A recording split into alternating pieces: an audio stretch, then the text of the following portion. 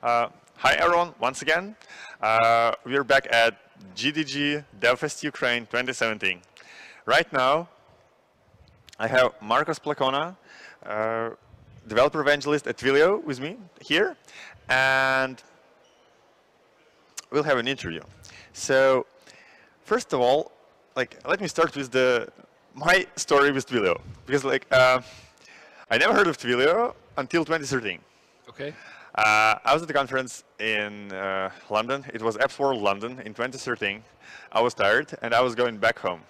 It was like 5 minutes, 5 last minutes of the conference. Yeah. There was this guy That time when you're like, or is he like just dying to go home? yeah, no more technology for me. I don't want to hear anything. And the guy in the red t-shirt, he just like stopped me like, I'll show you a demo. I'm like, man, I don't want to hear anything. He's like, no. You should definitely hear this demo, just live coding, like real life demo, which kind of can break sometimes.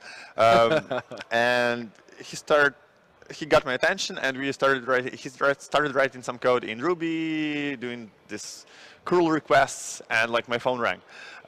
Tell us more about. Probably he was from developer relations team. Yeah. So what do you do?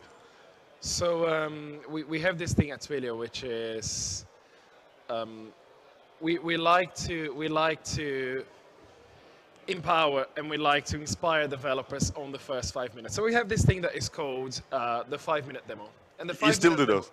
You have a special name for it? Yeah, we still totally do those, and they're called the 5-minute demo.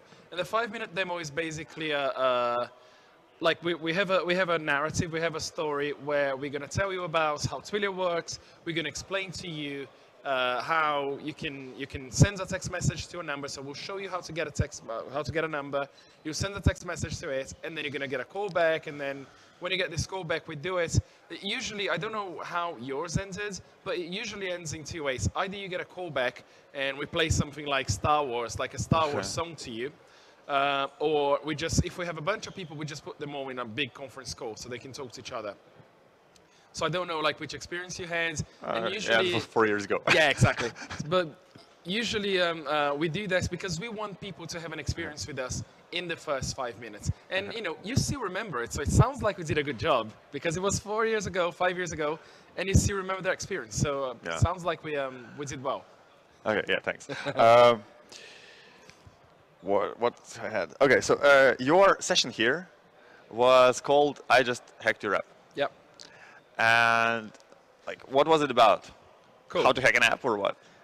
So my intent with this session is not to show developers how they can hack applications. Like I'm not trying to create hackers here, but what I'm trying to do is I'm trying to show developers that their applications can be hacked, and it's very easy for applications to be hacked unless they take all the necessary precautions, okay? So I talk about some of the hacks that I've been able to do in some applications. I don't like naming anything, so I don't name any of the applications, but I show them some real hacks. I show them some real life hacks, and those hacks are all on a mock application I have that is very similar to some other applications Production you may have code, seen out there. But obviously I don't name any names. I try and make sure that people understand that as a developer, it's their responsibility to make sure that their applications is secure.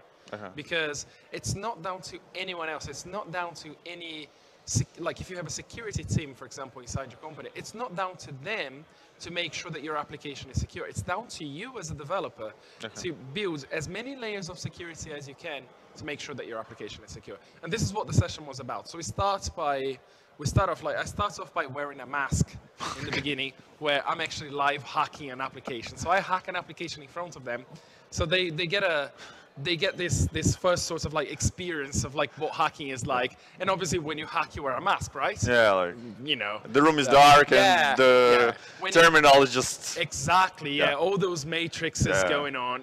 When you hack, you wear a mask. So I start by just hacking an application, and people get this like first experience of like how easy it is, because this is like me hacking an application in about 1.5 minutes. So it doesn't even take me very long. As long as you have the right tools, you can do it. And I also encourage developers to go and hack their own applications, because you only learn when you find out what vulnerabilities your application has. So this is the premise of it. And it's really cool. And I really enjoy giving this talk. Like, I really have a good time when I do it. So I'm very passionate about it. Okay, like for what are the I don't know top 3 things people should check in 15 minutes Sure. to make their code better? So the first one I say is never have any passwords inside your application. Okay, and I know this, Don't hard code streams. I know, yeah, and I know this sounds like really, like it's obvious, but it's really not. Like whenever I decompile an application, I always find some very interesting things. And usually what I do is I just get in contact with the developers and I say, hey, I found this in your application, you might want to remove it. And I always point them to some article I wrote or something to tell them how to do it. So passwords inside an application, big no-no, happens a lot. If you are going to have passwords inside your application for whatever reason, make sure it's all encrypted, okay? Don't make it easy for hackers. Don't make it easy for someone else to just get that information and use it. So encrypt as much as you can. If you need to have anything inside of it, make sure you encrypt it. And I'd say probably the third one is, well, obviously, don't have those things in your application, okay? But I'd say the third one is if you are making HTTP requests from your application, like if you're using APIs, we all use APIs inside our apps, make sure you use SSL. Make sure you use an SSL certificate and make sure that you're making connections in a secure way, because not having an SSL certificate means that's now much easier for someone to just like literally sniff your traffic and see what's going on. And this is all plain text, okay? So you don't even need to be a super hacker with a mask to be able to find those things. It's like, it's plain text. Anyone can read. Actually, like you mentioned HTTPS and secure APIs, I remember reading in your bio that you believe in APIs because they bring peace in software engineering world. What do you mean by that? I am a big lover of APIs, okay? And I have worked in very distributed teams where we had people everywhere. I do work in a distributed team right now, but I used to work in software engineering teams where we had people everywhere. And when you're all working on the same product, it becomes a mess. So the way we solved it with like distributed teams across like different countries and time zones was, let's just build things as APIs. Let's just have different APIs for certain things. And then you can have your front-end application, for example, just making those requests to the APIs. So I think they bring peace because like they avoid all of the like the heartbreaking situations where you make a change to something or you make a change to a project and you break it for everyone else. It now works for you, but it's broken for everyone else. So, you know, having good APIs, having good API standards as well, it's important. And making sure that your code is well versioned. And yeah, I think this is why like that's an interesting point here because the problem is that like that I see or faced. First, developers don't want to write specs. No, because we're developers. Like we write like code, not specs. Yeah, and like that's. And the second problem is that you have to keep those specs, even they are written, up to date. How did you, I know, fix those two things? Through generation. I use a lot of generation. I use a lot of, as much as I can automate in this process. So if you're like a Java developer, for example, you can use Java docs, and there's going to be something like this in every single language. And I know, like, as a Java developer, you might say, yeah, but Java docs, they just look horrible. But there are tools that you can use to actually improve this. There are things you can do, even if you need to write a little bit more code to automate this. There are things you can do to make it look good. So I don't think developers should spend any time writing, like, API documentation from scratch. I think they should generate as much as they can, and once it gets generated, you can always transform it somehow. So you can always turn an ugly generated Java doc into something that actually looks good.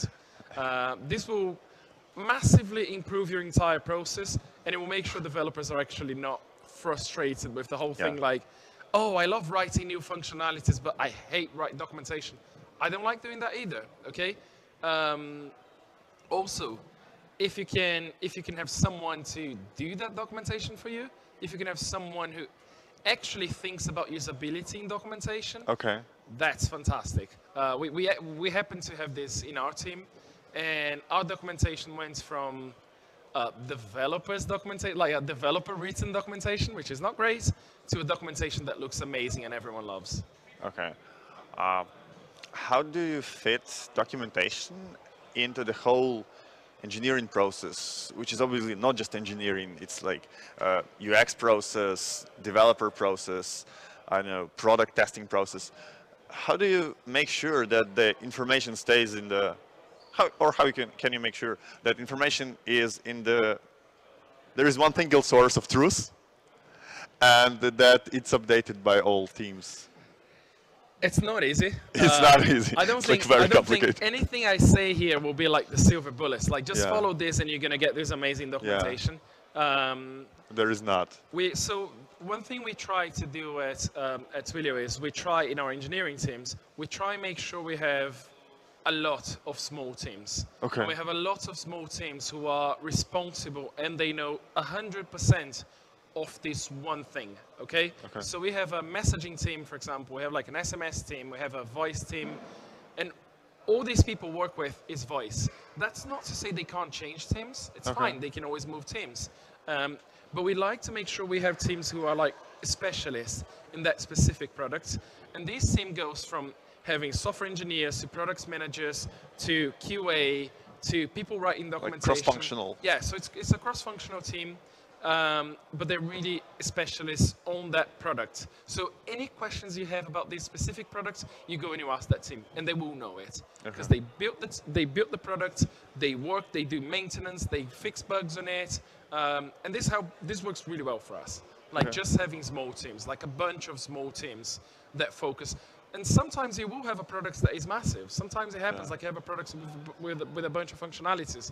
But there's always a way for you to break down and have people who specialize in this certain functionality in that specific product. Okay, yeah, thanks. One of the, like my personal experience, which I faced, was that like when developers can do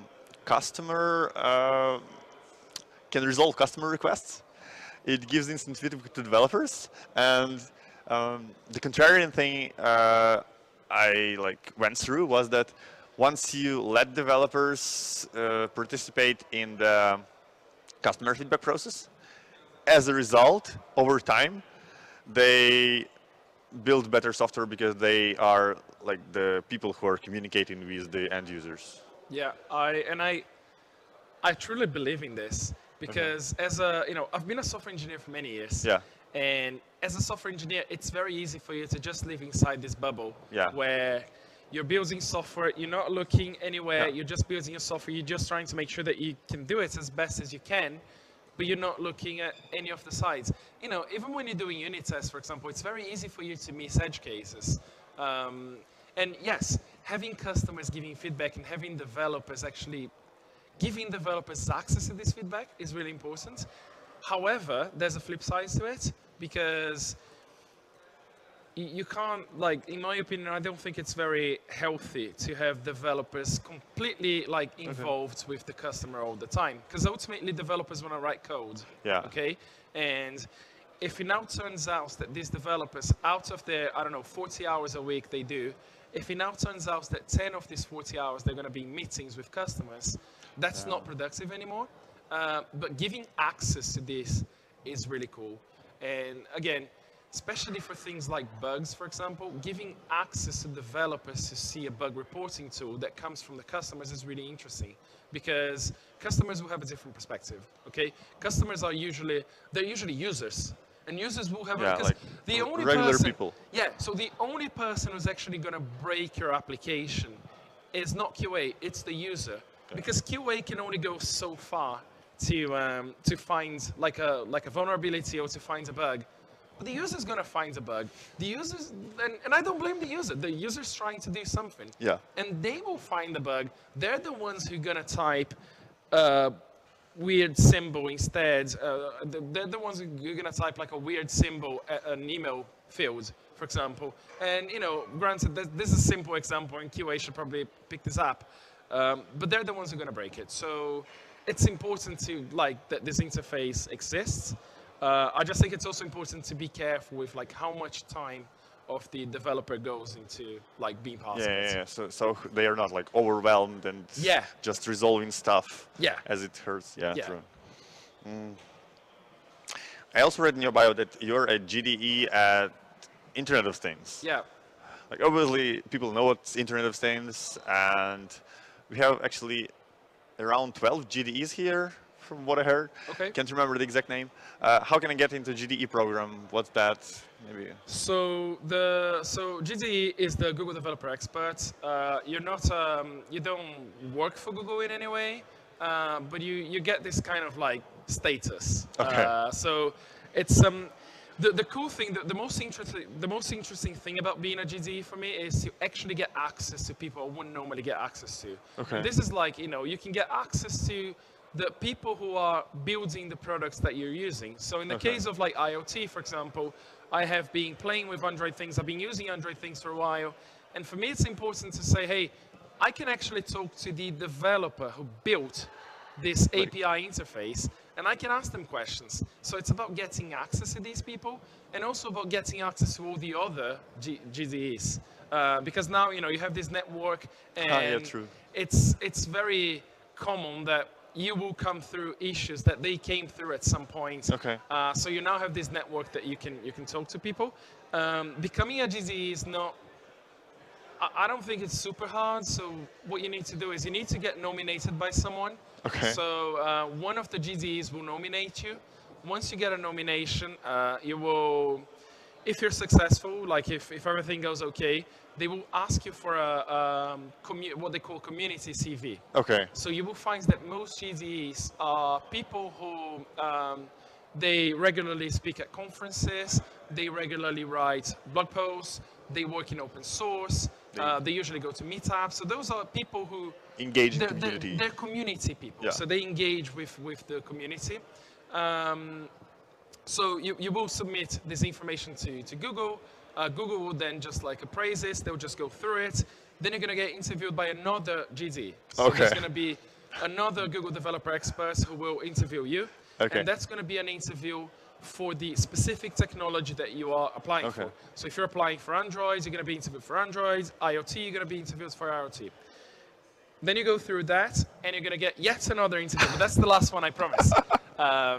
You're going to get interviewed by a Googler. So that's the point Okay. when usually the developer advocate for that specific technology, they're going to want to talk to you. And they, like, the questions are going to be related to what you do. So it shouldn't be very, like, if you work in that domain, Yeah. it shouldn't be very hard for you to answer the questions.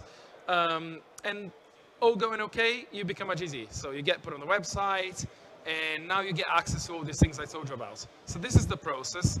And it takes some time to go through the process, because like imagine finding someone to do your first interview, then finding someone to do your Yeah, second this interview. can take time. It can take some time, but it's not anything, you know, you're still living your life Yeah, in, yeah, in yeah. this process. Like, it's not like you're waiting around or anything. And like I said, this is not a job, you don't get paid for it, so it's not like a job interview, for example. Yeah, So- yeah, yeah, it's more like community-driven. yeah, stuff. very Yeah. much community driven. Cool. So it's very much about people who are passionate about community and passionate about their specific community. Okay. Thank you, Marcos. Let's wrap it up. My pleasure. Yeah, Thank you so much for having me. Thank you. Thanks everyone over there, and have a great day. Bye. Bye.